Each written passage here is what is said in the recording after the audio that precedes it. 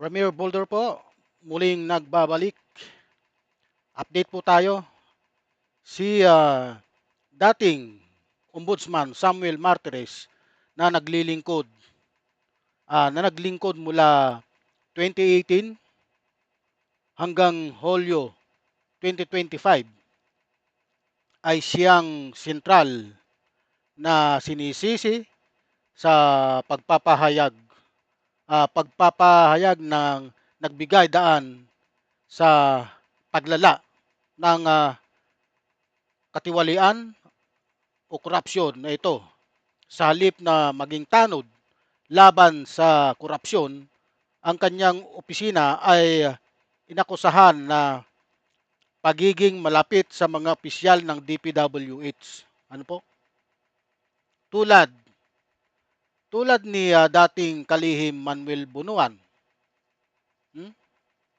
Naging malapit po siya ron sa mga sumbong noong 2022 laban sa mahigpit na 40 kontraktor at opisyal na sangkot sa graft cases. Alam niyo po, ito pa lang sila Yap, Gardiola at saka itong si Saldico ay mayroon na pong reklamo na isinampa sa ombudsman noong 2021 pa. Panahon pa po yan ni Pangulong Duterte. Pero imbis na aksyonan nitong si Samuel Martires, ang dating ombudsman, ay binaliwala po pala niya ang mga reklamong yan. Ano po? Oh. Dapat ba siyang sisihin sa paglala ng korupsyon sa DPWH hanggang sa kumalat na parang naging cancer na ang korupsyon? Ha? Ayon po yan kay Pangulong BBM ay naging cancer na po ang korupsyon. Kung baga sa sakit. Ano? Mahirap nang gamutin. Kasi kapag ang cancer nasa stage 1 pa lang, medyo hindi pa malalayo, magagamot pa yun. Pero pag nasa stage 2, stage 3, nandyan na po yan. Talagang cancer na talaga ang labas niyan. Ito po, ah, ito po ang update. Pakinggan po ninyo. Sa halip na magsilbing tanod laban sa katiwalian, si dating Ombudsman Samuel Martires pa raw ang dahilan ng korupsyon sa DPWH. Yan, narinig po ninyo. Si imbis na maging tanod, mga laga ng kapakanan, ipagtanggol ang ating sambayanang Pilipino, siya pa raw ang naging ugat umano ng korupsyon sa DPWH. Ayon sa source na kusang lumapit sa Billionaire News Channel, matagal na nilang inireklamo ang bulsahan ng kontrata ng mga kongresista. Matagal na palang nireklamo ang bulsahan sa mga kontraktor, bulsahan ng pera. Pero hindi raw sila pinansin. Narito ang exclusive agenda report. Hindi pala pinansin ni Samuel Martires yung mga reklamo noon. Kagaya ito. Bakit hinayaan nila na ngayon lang lumabas itong bilyon? Ito si Dr. John Chong, ang presidente ng Task Force Kasanag. Ano po? Ang nagreklamo noon, noong 2021 pa, kila Saldico, itong si Arthur Yap, pero binaliwala po ng ombudsman ni Samuel Martires. Kaya po, ang nangyari niyan, lumaganap ang korupsyon dahil isa pa doon sa pag-restrict niya sa mga salin ng lahat ng opisyalis ng gobyerno. Makakakuha ka lang ng salin kung hihingi ka doon ng consent doon sa taong hihingaan mo, gusto mong makita ang kanyang salin. Paano nga kung hindi siya nagbigay ng consent? Hindi siya nagbigay ng consent, wala na. Hindi mo na makikita. Napakahirap po talaga kumuha ng salin nung panahon ni Martires dahil nga sa kanyang memorandum na ni-restrict niya. Napakahirap. Kailangan mong kumuha ng consent with o notarize pa yun. Hindi kagaya ngayon, Nung panahon po kasi nung lumabas yang salin na yan, kahit sino puwedeng makakuha. Halimbawa kukuhanan ko si, Senador Tokmol, kukuha ako ng salin niya, makikita ko kaagad, ibe-verify mo. Hindi kagaya ngayon, hindi kagaya nung panahon ni Martires, napakahigpit. Kaya lumaganap po yung korapsyon sa DPWH kasi hindi mo na makikita yung kanilang mga pera, kung lumalaki o hindi. Sa hirap kumuha ng, salin dahil nga kay Samuel Martires. O bilyon na Oh, korupsyon. Ano bang ginagawa ng ombudsman before? Umupo lang sa lamisa nila dyan. Maghintay lang ng compliance. Pag DPWs, okay lang. Isa si former Ombudsman Samuel Martires sa mga umano'y dahilan kung bakit tila sumabog ang korupsyon sa Department of Public Works and Highways. Yan ang paninindigan ni Dr. John Chong, ang presidente ng anti-corruption NGO na Task Force Kasanag. Bago pa man daw kasi pumutok ang flood control scandal, laganap na umano ang korupsyon sa DPWH. Ayon kay Chong, 2022 pa lang, lumapit na sila sa Office of the Ombudsman para ayan, 2022 pa lang, lumapit na sila sa opisina ng ombudsman dahil inireklamo nila ito nga pong, sila Arthur Yap, si, Saldico, oh, ihabla sina Benguet Representative at Noy House Committee on Appropriations Chairperson Eric Yap, ako oh. Bicol Party List Representative Eric Yap, Zaldico at Saldico, CWS Representative at saka si Edwin Gardiola. Gardiola. At saka pala ito si Gardiola, matagal na pala itong inireklamo na. Pero walang pumapansin talaga sa kanya. Kung hindi pa nagreklamo yung dating mayor ng Batangas sa mataas na kahoy, na naglabas na wala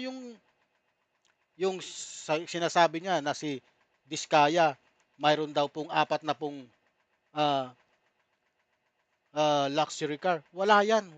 Sa dami ng luxury car ni Gardiola, itong si Edwin Gardiola na ito ng mataas na kahoy.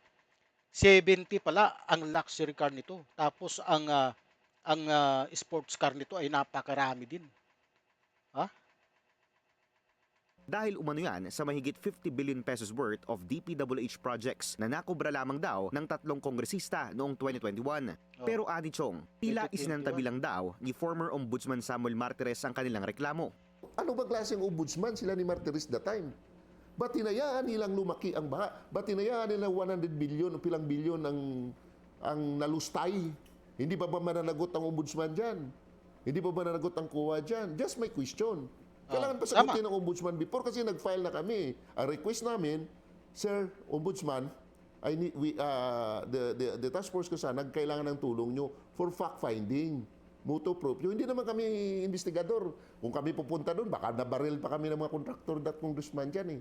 Ayon sa isinumiteng liham ni Chong sa Ombudsman noong 2022, stockholder umano si Yap ng Earthyard Corporation. Isinasaad sa liham na importer at supplier daw ng unpatented o fake materials from China ang nasabing kumpanya base raw sa kanilang investigasyon at mga hawak na dokumento. Ayon pa sa liham, Earthyard ang supplier ng mga materyales at majority ng mga umano'y slope protection projects na napunta sa Fesco Incorporated. Ang kumpanyang ito, pagmamayari ng isang Robert Inson na ani Chong ay asawa ni Effie Vanessa Yap Inson na kapatid ni Congressman Yap at dati na ring tumakbo bilang 5th nominee ng ACT-CIS Party List noong 2022. Dagdag pa sa liham ni Chong noong 2022, majority umano ng budget para sa 2021 slope protection projects ay allocated kina Yap, Co at Gardiola. Binibenta raw ng 3 kongresista ang mga kontrata sa mga kontraktor sa halagang 30%. Well, the evidence, no, based to the evidence Pero na hawak namin kasi kami nagbabase kami sa ebidensya, sir, no? Eh, sila naman ang contractor talaga. Tama. Sila ang nananalo sa bidding, no? Sila kanilang Ang, isang congressman dapat wala kang kaugnayan kasi magiging conflict of interest 'yan. Nasa saligang batas po natin 'yan, pero binaliwala nila. Oh, kaya matigas ang ulo nila. Ayun. Kailangan nilang pagbayaran 'yan, itong mga Yap na magkapatid. At saka ito si Gardiola ng mataas na kahoy. At saka si Saldico. Lahat 'yan, mga party list representatives. Bakit nagkagano'n? Unang-una, Yan mga yan, mayroon na palang reklamo, ha? Bago pa lang umupo si PBBM. Pero binaliwala ni Martires. Ha? 2021 pa pala na mayroong nakulimbat na salapian. Pagpasok ng 2022, nireklamo na sila nitong si itong doktor na to. Pero wala, binaliwala ni Martires. Ang akala kasi niya, magtutuloy-tuloy yung mga pag-restrict niya ng ipagpapatuloy ng administrasyon ni PBBM. Pero nagkaroon ng napakalaking kasalanan si Martires sa taong bayan dahil nga sa kanyang pag-restrict ng mga salin, lumaganap ang korupsyon. Patuloy po tayo. Contractors ang, kahit sabihin na natin na ibang contractor po na sa kanila, naka-line sa kanilang project, no? Sila talaga ang, kumbaga sa silang nag-insert niyan. Silang contractor, sila din ang supplier. Sinubukan ng Billionaire News Channel na kunin ang panig ng 3 kongresista pero wala pa silang sagot sa kasalukuyan. Sinubukan din naming humingi ng paglilinaw sa impormasyong inilahad ni Chong dahil sa pagsusuri ng BNC, 2022 lamang nagsimulang umupo si Guardiola sa Kamara bilang kinatawan ng CWS party list. Basta Ang ombudsman po kasi tanod bayan po, tagapagbantay ng bayan. Pero nung umupo itong si Martires, hindi siya tagapagbantay, tagapagpalaganap ng korupsyon ang ginawa niya. Napakalinaw, na pagtadridors sa ating inang bayan ang ginawa nitong si Samuel Martires at kailangan niya ring managot sa mga pinaggagawa niya. Samuel Martires, kailangan mong panagutan ang mga pinaggagawa mo nung panahon ikaw pa ay isang ombudsman. sa pagkakalam ko dyan, 2022, congressman na siya sa CWS. Idinunog din namin ito kay former Ombudsman Samuel Martires. Aniya, hindi umano siya aware sa reklamong isinumite ni Chong sa kanyang tanggapan noong 2022. Kasalukuyang nasa spotlight ng investigasyon ngayon ang Pero mo ito, si Arthur Yap, si Guardiola, at saka itong si Saldico. Matagal na palang may reklamo rito pero walang umaaksyon. Ngayon lang sila lumabas dahil nagkabistuhan na talaga. Kinalkal na ng kinalkal yung napakalalim na korupsyon sa ating bansa. Alam niyo po, sa huli ang pagtaas talaga ng korupsyon sa DPWH ay hindi po aksidente yan, kundi resulta ng pagkukulang ni dating Ombudsman Samuel Martires bilang tagapangalaga ng integridad ng publiko. Ito ay nagiging paalala na ang pagbabago ay nangangailangan ng matapang na leader na hindi natatakot magbunyag at magparusa upang hindi na maulit ang pagkawala ng bilyong-bilyong pondo ng bayan sa bulsa ng iilan. Kung hindi, ang mga proyekto para sa kabutihan ng masa ay magpapatuloy na magiging sandigan lamang ng katiwalian. Ano po? Yan po ang masakit na katotohanan. Kaya ikaw, Samuel Martires, nako. 3 kongresista. Ngayong araw lang, kinumpirma ni Pangulong Bongbong Marcos na frozen na ang assets ni Yap at ng kapatid nitong si ACT-CIS Representative Edvic Yap. Yan ang maganda na frozen lahat. Lahat ng mga nasangkot. Dapat i-frozen yung asset. Ito, yung dalawang magkapatid na si Arthur Yap. At saka yung isa pa. Na frozen na rin po ang kanilang asset. Balikan po natin ng konti para marinig natin. Assets ni Yap at ng kapatid nitong si ACT-CIS Representative Edvic Yap. Kasalukuyang tinutugis ng mga otoridad. Si Arthur Yap at saka si Edric Yap pala, frozen na rin ang assets. Ayon po yan kay Pangulong BBM. At itinuturing na isa sa mga key figure ng DPWH corruption sa Marcos Jr. administration. Kasama naman si Guardiola sa first batch ng mga tinaguriang contractor na pinakakasuhan ng ICI at DPWH sa Office of the Ombudsman dahil umano sa prohibited interest law violations. Yan po. Napaka Ngayon ko lang nalaman itong balitang 'to na itong tatlo pala na si Yap, Guardiola at saka si Saldico ay mayroon na palang kaso, ay mayroon na palang reklamo sa kanila, ha? Nung panahon pa, ha? Hindi pa umuupo si BBM kasi umupo si BBM, June, June yata 'yun. May eleksyon ng Mayo, 1 month before, ay 1 month after ng election, June na po siya umupo, ha? June ba, July?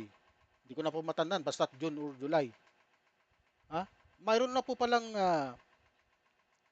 reklamo kila Saldico, si Guardiola, at saka itong si Yap na 'to. Pero wala. Anong ginawa ni Martires? Wala siyang ginawa, ha? Ang sabi niya, hindi siya aware sa mga reklamong 'yon. Ano ka? Hindi ka aware, paano? Ano ba, natulog ka lang sa pansitan? Ha? Ombudsman Samuel Martires, napakalaki ng papel mo dapat na mapigilan mo ang korupsyon na yan, pero wala kang ginawa. Walang investigasyon na nangyari simula 2018 hanggang bumaba ka ng 2025. Ano?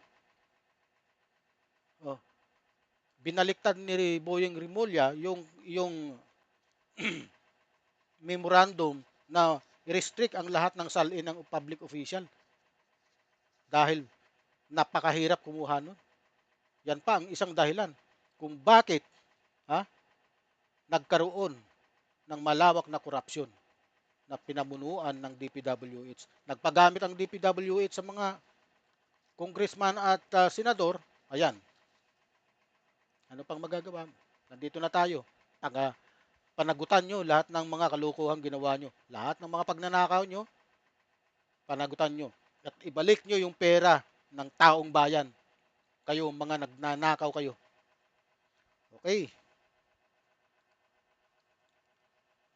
Huwag nyo pong kalimutan, like, subscribe, and share sa aking YouTube channel, Ramiro Boulder. Pati na rin po sa mga nanonood ng Facebook, paki-follow niya rin po yung aking Facebook page, Ramiro Boulder. Salamat po.